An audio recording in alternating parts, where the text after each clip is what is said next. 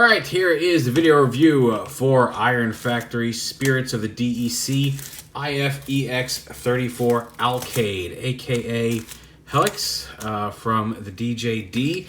And I remembered Voss and Kaon and Tarn very easily. And I knew the two big guys were Helex and Tesserus, and I was always having a hard time remembering which one was which. And then I remembered that Helex, H-E-L-E-X is how you spell it, is the one that does not have a big red X on his face. So, however you need to do it. But anyway, he's here. This is the Iron Factory version, and he's fairly large for an Iron Factory figure. Roughly Lord Scorpion-ish in size. Like, he's definitely much larger than DJD. He should be. I'm looking forward to Tesserus because while he makes a lot of limbs and extra bits for the combiner, like, nothing really starts going together yet. So, hopefully, Tesserus is not far behind. So here in vehicle mode, he is he's got treads. You can see his smaller arms down here. But he's kind of just a rolling tank. And he is kind of Superman, although his shoulders come down and his legs... Like all of him transforms. It's not an uninteresting transformation. But you can see where his body is. His fists are just kind of Supermaning out the front here in his alt mode. But he's a big, massive tank and a nice bit of heft to him. To transform him, like I said, it's actually a little bit more involved. It's not just stand him up, flip his arms around, and you're done. So you come down here, lift up his feet like this, and then bring the leg piece together. See how that tread now sits with this piece up in that groove, whereas here it does not. You kind of extend it down for vehicle mode. There's a hinge up in the leg. Bring the foot up. You just kind of push that up into there. Bring the foot down. Untab the arms here from the side of the front. And then lift them up. And bring these side panels out of the way here. Lift up these arms. That will give you room to kind of lift the legs up to the side. And then rotate them around here at the waist. I guess you could technically... Well, no, you couldn't because that tab would get in the way. Anyway. We'll bring them down like that. And then the toe is on a ball joint here because it does, for the combined mode, it flips up like that. But ball joint there, heel piece. Just bring the legs down like that, and he's starting to come together. Leave the arms out here to the side. Bring this down. If you can get this to flip out, because this piece right here... there is a hinge. It does open like this, but more than likely it's going to pop off because, as you can see, this piece, when you transform it, becomes the center chest of the combiner bit. It fills in that middle part of the torso. But the cockpit itself, there is a hinge down here, but it's so tight that, honestly, most of the times when you're trying to open this cockpit, it just pops right out, which is fine. You can just plug it back in instead of folding it down. But bring this down. Rotate these little spike bits around, back around to the back. So they kind of curve. Make sure the ridge is on top now. Take the lift up his head. Right there. These treads fold in and kind of.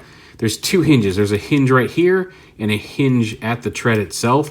And you need to fold both of them to collapse this around this black tab here on the side. You can't just fold it in like this.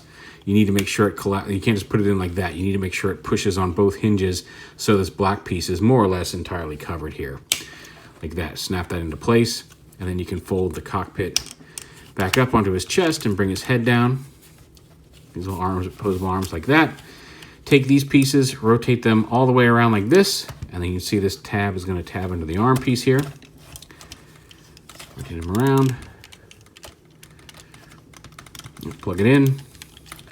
Move his arms up at the elbows. Rotate his fists. He's got two big fingers, big thumb, with joints at the hand, ball joints at the hand, and then a middle hinge on both of those. He's got a ball joint at the hand as well as a hinge right here. Although the shape of his thumb, it's either straight up or to the side on that hinge because of the squareness down here. It doesn't really sit in a middle position, but that's okay. Open up his hands. His hands do have a slot here, so if you have Voss in in sniper rifle mode. It can peg into his hand. Inside these pieces also, like from this beige bicep down, they pop off of this piece. And these become the combiner hands. I don't think I'm going to pull him into... He becomes so many small parts, and like the legs and the forearms and all this stuff for the combiner. Like, I don't feel like pulling it all apart right now. We'll show it off when the last one gets here and we're doing the combiner, absolutely. But his combiner hands are in here, which can also hold Voss in sniper rifle mode. But here he is. He's big. He's massive. He's got dual hinge joints here at the shoulders, bicep swivel, elbow bend, not a little past 90 degrees. He's got wrist swivel, the articulated fingers we were talking about. His head is clearly on a ball joint. His legs, dual-sided hips. He does have a waist swivel, although his backpack does get in the way. Thigh swivel, hinge knees here, and then that ball joint at the foot, and then and as well as the hinge at the toe, and then some articulation in the heel. And then he has these smaller arms here, which are on a ball joint here, and then have a hinge and a ball joint halfway up, and then the wrists themselves swivel. And what's neat about this is I like his open hands here. And it took me a second to realize, wait, what's going on? Because he comes with a little baggie of extra hands. And I wasn't sure. I'm like, what are these doing in here? And then I realized they're replacement hands, because these hands are posable, but they've got a set of like closed fists and then like holding things fists. And these have the standard 5mm peg, so he can hold like Megatron's cannon, any regular 5mm peg. You can swap out his fists here on his smaller arms. And like I said, like this, if you take the fusion cannon off of Megatron, he can hold standard pegged weapons like that with his smaller hand, which is kind of cool. Because this is like a melting furnace in his chest, so this way he can grab people and shove them into his chest and melt them. Unlike Tesserus, who had the whirly kill everything blades that he could shove into his chest. But yeah, you get the open hands, closed fists, and then open palmed hands. He just wants to give you a hug. But he's big, he's mighty, he's massive, and quite a lot of fun. Put that back on him. And then, like I said, he's big, he's beefy. He's not quite as tall as Lord Scorpion, but because of those massive arms, like he is a little heavier in hand. Like he definitely has a heft to him, which is very impressive for a smaller figure.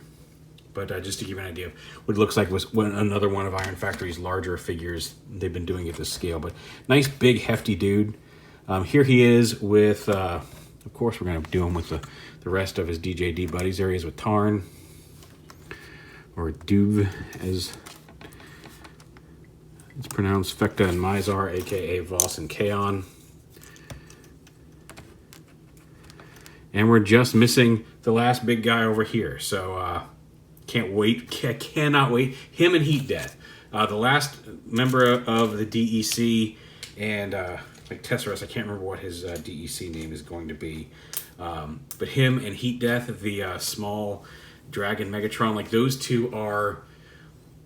two figures, and the Perfect Effect Jet Power Optimus Prime that looks like the G1 Prime. Like I just did the one with the Jet Power Revive or Jet Force Revive Prime with the black trailer that looks more like the Jetfire armor from the movies. They're doing one that makes him look more like Jinrai. So like gotta have that one. But that one and the last member of this team and Heat Death from Iron Factory are probably my most anticipated figures of all right now. And after they come out, I'm just gonna be like, all right, I'm just gonna chill for a while. And also just because there was a time when these guys were Megatron's enforcers. There they are with Tyrant, who's a little larger and bulkier than Tarn, but they do look like they could face off like they would. So a lovely set, a nice addition to the team. One more left to go, and then Megatron will have his little loyal combiner. And you can bring out Wings of Tyrant and Starscream with their War Giant, and have Megatron and his DJD combiner with facing off against Starscream and his Combaticons on the shelf. But I mean, doing that or not, I'm really happy with this team. So yeah, there it is. Spirits of the D.E.C. from Iron Factory, IF EX34 ALKAID.